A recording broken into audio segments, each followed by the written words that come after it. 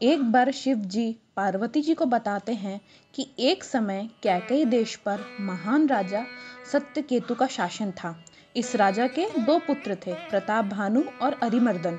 दोनों बहुत बहादुर थे और युद्ध कला में पारंगत थे। जब सत्यकेतु बहुत बूढ़े हो गए तब उन्होंने राज्य बड़े पुत्र प्रताप भानु को दिया और स्वयं वहां तपस्या करने के लिए वन को चले गए।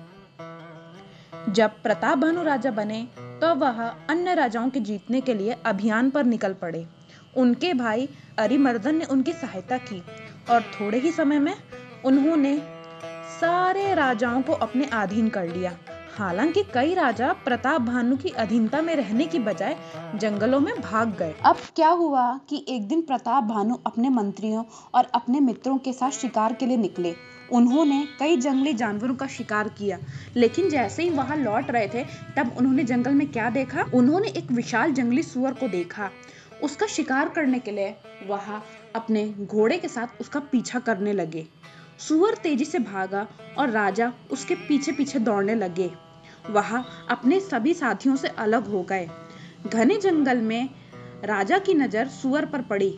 उस समय तक सूरज डूब गया था और राजा प्रताप भानु को एहसास हुआ कि वह अकेले हैं और वह इस घने जंगल में रास्ता भटक चुके हैं। वह थके हुए, भूखे, प्यासे वह किसी झरने की तलाश में घूम रहे थे ताकि वह आराम कर सके और पानी पी सके। प्रताप भानु जब आगे बढ़े तब उन्होंने क्या देखा? उन्हें एक छोटा सा आश्रम एक मुनि का दिखाई दिया। वह मुनि उन राजाओं में से एक थे जो प्रताप भानु के साथ युद्ध के दौरान एक बार भाग गए थे।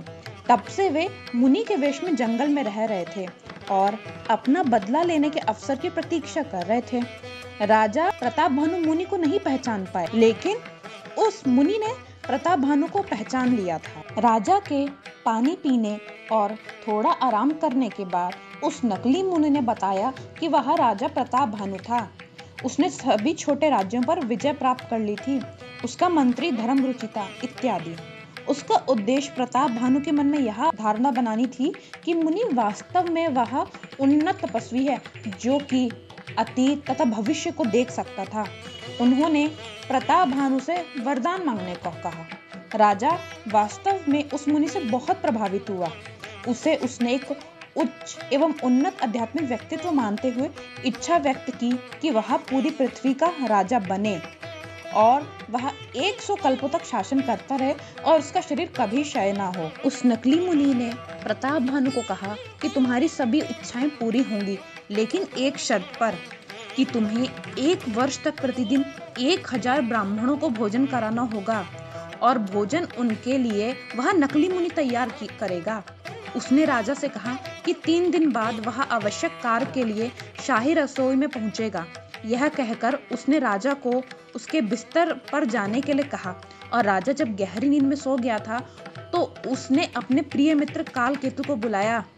वह वास्तव में एक राक्षस था और वह वही राक्षस था जो कुछ समय पहले प्रताप भानु को जंगली सुअर के रूप में मिला था। नकली मुनि का आश्रम कालकेतु ने अपनी शक्ति से सोते हुए राजा को अपने महल में ले जाकर उसके बिस्तर पर लिटा दिया और 3 दिन के बाद शाही रसोई का अपहरण कर लिया और नकली मुनि को राजा की रसोई में रख दिया। इसी बीच राजा ने राज्य के सभी ब्राह्मणों को निमंत्रण भेजा और जब वे इकट्ठा हुए तो उन्हें नकली रसोइये द्वारा तैयार किया गया भोजन परोसा गया।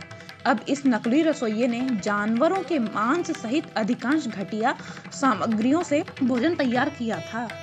जब वहां सभी ब्राह्मण इकट्ठा हो गए भोजन करने के लिए, तभी एक आकाशवाणी हुई जिसमें ब्राह्मणों को यह अशुद्ध और घिनौना भोजन न करने की चेतावनी दी गई।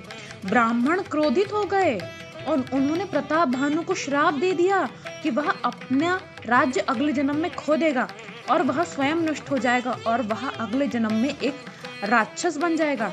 इस प्रकार प्रताप भानु अपने अगले जन्म में रावण बने, जबकि उनके भाई अरिमर्दन कुंभकर्ण बने और उनके मंत्री धर्मरुचि विभीषण बने।